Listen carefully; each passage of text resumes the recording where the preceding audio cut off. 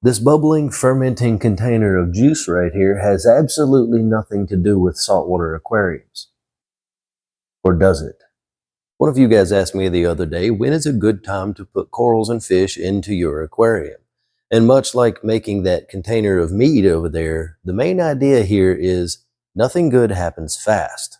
Shortly after you set up your aquarium, it's going to go through something called the nitrogen cycle and then the ugly phase. Now, I have videos on both of these, and I'll link them at the end if you want to understand what those are. But during that time of the aquarium's life, things are going to be very unstable with not only your parameters, but the chemical components inside the water and things like this.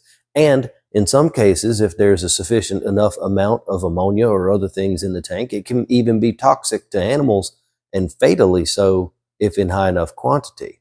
And when I started getting into mead making, I drew this correlation between it and saltwater aquaria. And it's kind of funny because one of the things they told me when I asked for some guidance in some of those places was, go slow and let it happen. You see, when you're making mead, you put everything in the jar together and then it ferments over the next 3 to 5 weeks. And if you rush that process, really bad things happen. The mead can taste bad, or you could even create a situation, if you don't do it correctly, where your container explodes. Now with saltwater aquaria, things are going to be a lot different than that, but the main idea is still there. If you put too much into the aquarium too fast, bad things are going to happen. You could get an algae bloom or an explosion of cyanobacteria or even dinoflagellates and other things that are very difficult to get rid of in a brand new tank. So when you ask me when the right time to put fish and coral in the tank is, they really have two separate time frames. When you get through the nitrogen cycle and the ammonia has come up and then gone back down to zero, you can add fish into the aquarium. But I really wouldn't add coral at this particular time because the aquarium is still going through an instability process. Now the fish don't care too much about that part of the process, but the coral can. So I would wait until you get all the way through to the end of the nitrogen cycle, get well through the ugly phase, which is usually going to take about 4 to 6 months.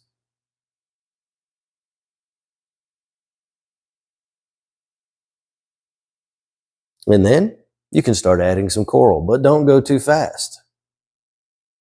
Add 2 or 3 pieces every couple of weeks, 3 weeks to a month or something like that, and let your tank's bioload build up slowly over time.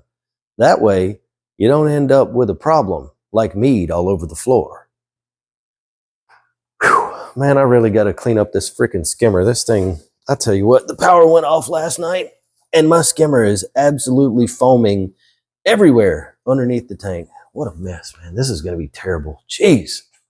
Now, these 2 videos right over here are going to explain the nitrogen cycle and the ugly phase to you in short, simple terms. So if you're brand new to saltwater aquaria and you want to learn about that, click those, and I'll see you over there.